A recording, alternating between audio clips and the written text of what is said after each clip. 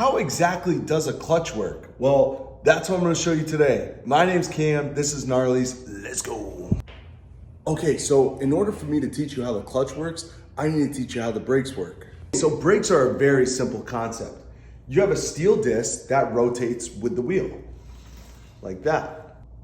Inside of the caliper, you have some sort of friction material, and it's gonna squeeze this steel disc. They grab onto each other, steel and friction material. So why do we have a clutch? Well, it's to shift. Think about it this way. If we were going wide open and we went to go shift gears with all that energy being sent into the transmission, it would just grind everything up in there. So there needs to be a way that we disrupt power between the engine and the transmission. And we do that through the clutch.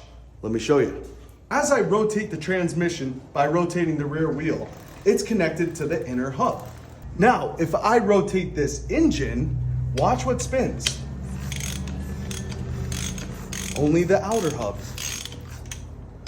So how do we get these two to spin at the exact same time? We use clutch plates. So we actually get both to spin at the exact same time by using a friction material and a steel material, just like your brake pads. And notice how the friction material has teeth like the outer hub has up here. The friction is gonna spin this outer hub. And the steel material has teeth like the inner hub down here. So when we press them really tight together, they're both gonna spin. And it takes a lot of friction material to spin both hubs at the same time. So let's put these in.